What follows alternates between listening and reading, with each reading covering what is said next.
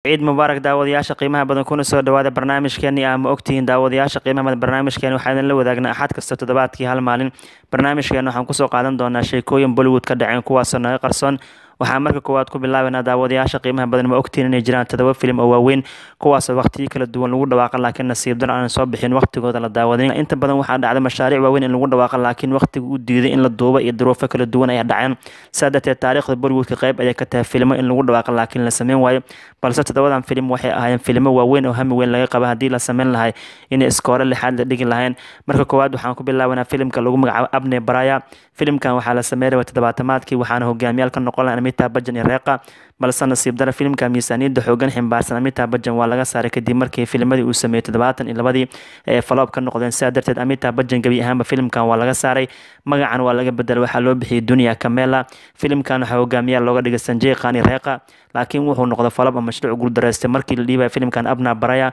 waxaa lagu kalsoonaa Amitabh iyo Reeqa isku keenistooda wax weyn laga dhaxli doono laakiin Amitabh filimkan wuxuu ku waayay flopkiisu xilligaas badnaay gabi ahaanba mashruucan waa laga saaray haddii aan soo qaadana filimka labaad wuxuu noqonaa mashruuc weyn lagu magacaabo Time Machine kan waxaa lagu dhawaaqay qoraantii 9-maadkii waxaana director-ka Shekhar Kapoor sanadii 1992 wuxuu ku dhawaaqay mid kamid ah aflaanta ugu waaweyn ee fanka Hindi sameeyaan filimkan waxaa hogaamiyaal ka noqon lahaa Amir Khan Raveena Tondon Reeqa Nasruddin Shah Gulshan Grover iyo mashruucan wuxuu ka hadlaa dabcan fariin ahaan arrimaha satellite-ka dayax gacmeedka laakiin filimka markii 4 meelood 3 meel kamid la duubo wuxuu noqday mid meel iska dhigay kadib markii qarashaadka loo waayo oo dabcan dakhli xoogan u baahday saadateed filimkan weyn oo hamiga weyn laga qabo lagu magacaabo Time Machine markii dabcan 4 meelood 3 meel kamid la duubay ayuu wuxuu noqday filim meel iska dhigay dib dambana looma amba qaadan saasna wuxuu ku noqday filim iska hilmaamay daawadayaasha qiimaha badan bal markaana soo qaadana filimka lagu magacaabo Barinam kan wuxuu ahaa filim weyn waxaana hogaamiyaal ka noqon lahaa Akshay Kumar iyo Divya Bharti balse filimka miisaaniyadda xoogan ximbaarsanaa markii wada sixdeen horaantii 93 waxaa geeriyootay tirashadii caanka ee Divya Bharti filimkan wuxuu noqday mid meel iska dhigay dib dambana dabcan looma amba qaadin sidaa darteed Akshay Kumar iyo Divya Bharti isku keeni lahaa gabi ahaanba waxay noqotay mid meesha ka baxday ayadoo horaantii 9-maadkii si weyn loo hadalhayay labadan isla shaqeyn doona balse geerida ku timaad Divya Bharti waxay sababtay filimka inuu gabi ahaan burburo bal aan soo qaadana filimka weyn ee lagu magacaabo Das kan wuxuu kamid noqon lahaa aflaanta ugu weyn ee Hindi sameeyaan hadii masraxa la saari lahaa hogaamiyaalka ahayn Sanjay Dutt sidoo kale Salman Khan waxaana ku helay Shilpa Shetty filimkan waxaa lagu hamweynay blockbuster weyn noqon doona maadaama uu ahay action iyo jacayl iyo music hirgalay sidoo kale filimkan 100% waa la duubay markii masraxa la saari rabay horaantii 97 waxaa dhacday in Hindi dabcan uu ka dhacay mudaharaad ku aadan isku dhaceen qoliyaha dabcan tiyaatarada iskale iyo soo kale dawladda Hindi gaar ahaan gobolka Maharashtra oo canshuur badan dalbadeen arrinkaas waxay sababtay ku dhawaad 3 bilood shaleemooyinka inay xirnaadaan saadata filimka Das waqtigii la daawan lahaa uu ka daahay markii xaaladda caadi ku soo laabatan soo saarihii filimkan iska lahaa Gulshan Kumar ayaa bartamaha Mumbai lagu toogtay wixii markaas ka dambeeyay filimkan cid dambe isku soo hadal qaaday ma jirto saas ayuu wuxuu ku noqday Das film burburay oo meel iska dhigay iyadoo la duubay oo masraxa la saar lahaa musiibooyinka qabseen awgeed ayaa sababtay filimkii Salman Khan Sanjay Dutt inuu noqdo mid iska hilmaamay bal markaana soo qaadana filimka lagu magacaabo Munna Bhai Challe America ama Munna Bhai soo baxa Mareykanka aadno filimkan wuxuu dabcan la xiriiray taxanaha kalaasiga Munna Bhai ee hore laba qaybood looga sameeyay Munna Bhai iyo soo kale lagu raho Munna Bhai sadarteed director Rajkumar Hirani wuxuu diyaariyay sheeko ku aadan in la sameeyo Munna Bhai qayb saddexaad oo dabcan sheeko ahaan la xiriirto Sanjay Dutt iyo Arshad Warsi oo gudaha Mareykanka tagayaan oo kale waxay la kulmeen xilligaas qaabkii filimka sheekadiis loo dhigay madaxweynihii Mareykanka Barack Obama 13 sano ka hor sheekada filimkan la diyaariyay laakiin nasiib darro wuxuu noqday mashruuc hore loo wadi waayay saadateed markii Barack Obama meesha uu ka baxay sheekadii la qoray ee Munna Bhai Challe America waxay noqotay mid meesha ku baaba'do kadibna Sanjay Dutt ayaa xabsi galay waxay ka dhigtay marka sheekadii noqotay mid meel iska dhigay haatan director Hirani wuxuu ku dhawaaqay filimkan gabi ahaanba inuu burburay hadii Munna Bhai qayb saddexaad laga sameeyana sheeko kale ayuu diyaarin doonaa laakiin gabi ahaanba meesha ka baxday Munna Bhai Challe America in la sameeyo bal markaana soo qaadana filimka lixaad ee mashruuc weyn ahay kaasi hami weyn laga qabay in la daawado kan wuxuu ahaa dabcan filim lagu magacaabo Kala Bani hogaamiyaal ka noqon lahaa dabcan Ajay Devgan iyo Sunil Shetty Karisma Kapoor ayaa ku weelisay filimkan waxaa lagu dhawaaqay 93 balse nasiib darro wuxuu noqday filim burburay inkastoo dabcan Mahesh Bhatt uu director ka ahay lana qorsheeyay in lagu duubo gudaha Mareykanka iyo Bombay haddana waxaa dhacday filimka markii duubista lagu bilaabay xafladda koowaad dabcan la isugu imaaday in fadhiid uu noqday maadaama qarashaad loo waayay kadibna Ajay Devgan iyo Sunil Shetty mashaariic kale isaga mashquulaan waxayna ku midoobeen filimkii Dilwale iyo filmo kale laakiin filimkii weynaa Kala Bani oo hamiga weyn laga qabay Ajay iyo Sunil Shetty filimkan ku xifaaltami lahayn Karisma Kapoorna ka dhaxeysay mashruucan kalsooni weyn lagu qabo guul lixaad inuu gaari lahay gabi ahaanba si dabiici u burburay bal markaana soo qaadana filimka toddobaad mashruuca lagu magacaabo Shudi kan wuxuu ahaa filim weyn oo Karan Johar qalbigiisa ku weyn wuxuu rabay dabcan hogaamiye inuu kaga dhigo Megastar Salman Khan sanadii 2014 Dabika Budukaan ayaa la sameeyay laakiin nasiib dara filimkan Salman Khan iyo Dabika labada way isaga baxeen ugu dambeyntii waxaa lagu bedelay Farun Dhawani Alia Bad ayagana mashruucan dabcan hore way u wadi waayeen kan wuxuu noqday mid gabi ahaan meel iska dhigay soo kale Karan Johar wuxuu ka dhawaajay mar inuu ku fikiray Hrithik Roshan iyo Kareena Kapoor inuu u dhiibo asal ahaan sheekada filimkan taasina ay suurtagali waasay saadarteed waxay ka dhigantay filimka Shudi jilayaal fara badan ayaa dabcan la rabay in loo dhiibo ilaa iminkan ma suuragelin filimkan wuxuu noqday mid meel iska dhigay oo gabi ahaan bal iska hilmaamay daawadayaasha qiimaha badan bal markaana soo qaadana sheeko xiiso badan oo u gaar ah superstar Ajay Devgan daawadayaasha qiimaha badan ma ogtiin Ajay Devgan inuu aad kaga cabsado wiishka iyo sidoo kale sababta keentay Devgan ma jecla marnaba inuu raaco elevatorka ama wiishka waxa loo yaqaano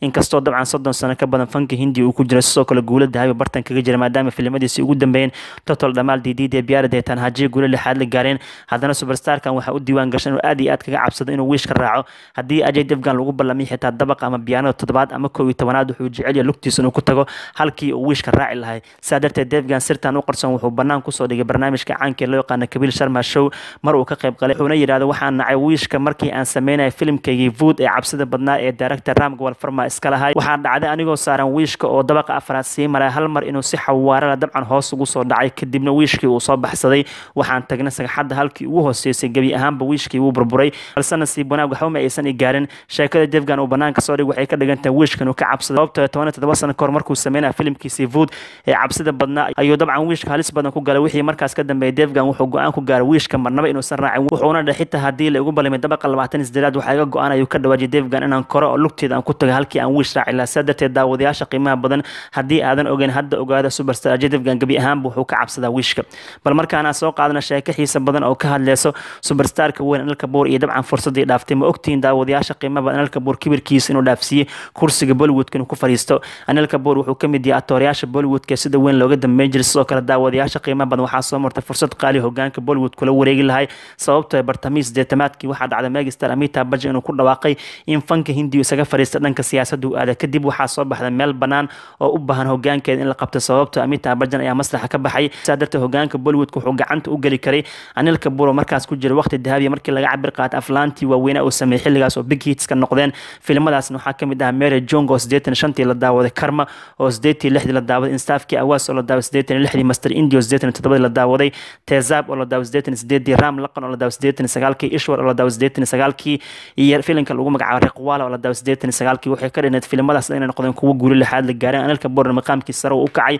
sidoo kale tan abaalmarinta Filmfare Awards qaybta actor ugu wanaagsan ku qaatay filimkii Tezab saadarteed Anil Kapoor waa lagu soo wada xoomay filim soo saarayaasha iyo sidoo kale filim maalgeliyaasha asiga kaliya arkeen waxaana la aamin inuu ninkii badal lahaa Megastar Amitabh Bachchan balse Anil Kapoor wuxuu bilaabay kibir ku aadan inuu iska diido la shaqeynta superstarada waaweyn ama rugcadayaasha Bollywood ku soo halgameen iyo mararka qaar xitaa filim soo saarayaasha inuu ka diido mashaariicda u soo bandhigaan saadarteed Anil Kapoor kibirkii uu bilaabay waxay sababtay in filim soo saarayaasha u wacdaan dhanka dabcan Sunny Deol iyo sidoo kale Sanjay Dutt oo fursadan qaali ka faa'iideysteen Sunny Deol Sanjay Dutt xilligaas waxay aqbaleen inay la shaqeeyaan actoorayaasha fanka kaga soo horeeyeen sidoo kale filim soo saarayaasha inay u dhibriyaan mararka qaar lacag yar ka qaataan saadarteed Anil Kapoor fursadii uu haystay kibirkiisa ku baabi'iyay meeshan waxaa la waray ugu dambeyntii Sunny Deol oo 90kii markuu la imaaday filimkii Gayaal wuxuu noqday blockbuster taariikhi wuxuu ku qaatay actor ugu wanaagsan Filmfare Awards kadibna Sunny Deol gadaal ma soo fiirin ilaa 99kii laga soo gaaray fanka Hindi asiga maamulay Sunny Deol wuxuu maqaamkaas ku gaaray xushmadu u muujiyay jilayaashii fanka kaga soo horeeyeen iyo sidoo kale sidoo ugu naxariisan jiray filim soo saarayaasha filim sameeyaasha sigoo mararka qaar lacag dabacsan ka qaadan jiray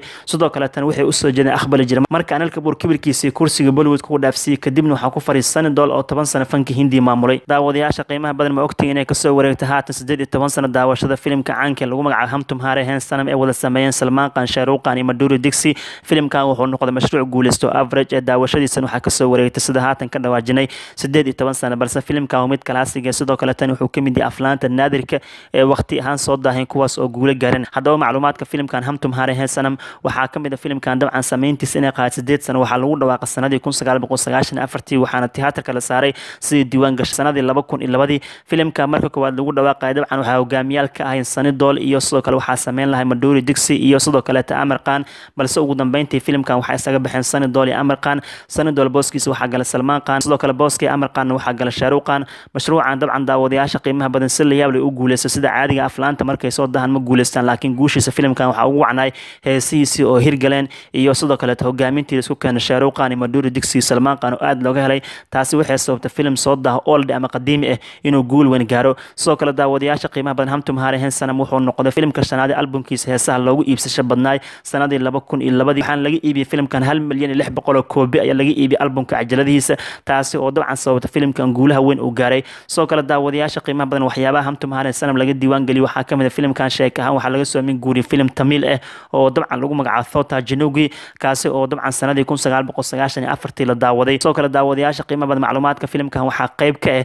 Madhuri Dixit haatan la sameysay min 4 film ayaa la sameysay Shaaruq Khan iyo Salman Khan filmkan wuxuu ahaa midkii afraad oo ay la sameysay labadan superstar waqti fiican la soo qaadatay dhanka markii aan firnay Salman Khan Madhuri Dixit waxay la sameysay filimada kale ah Dil Tare Aashik oo 93 la daawaday Sajan oo 91 la daawaday blockbuster weyn noqday Hamabkii Hain Khan la daawaday 94 kaasi oo all time blockbuster noqday iyo Hum Tumhare Hain Sanam oo filmkoodii afraad ahay dhanka Shaaruq Khan markii aan firno filimada ay la sameysay waxaa kamid ah Anjam oo 94 la daawaday guul weyn gaaray Koila oo 97 la daawaday isagana guul dhexdhexaad gaaray iyo Dilto Bagale oo 97 la daawaday kaasi oo blockbuster weyn noqday iyo Hum Tumhare Hain Sanam oo filmkoodii dabcan afraad ahay dhanka SRK iyo soo kale Salman Khan markii la fiiriyo Hum Tumhare Hain Sanam wuxuu ahaa filmka saddexaad oo isla sameeyeen labadan superstar sababtoo filmkoodii kood wuxuu ahaa Karan Arjun oo 95 la daawaday midkoodii labaad wuxuu ahaa Kuji Hotahay 98 la daawaday inkastoo dabcan filmkaas Salman Khan muuqaal marti ku lahay haddana dabcan way iskala soo muuqdeen soo kale daawadayaasha qiimaha badan waxyaabaha filmkan laga diiwaan galiyay waxaa kamid ah doorka dabcan ay jilaysa Aishwarya Rai Bachchan muuqaalka martida filmkan ee lagu yaray Suman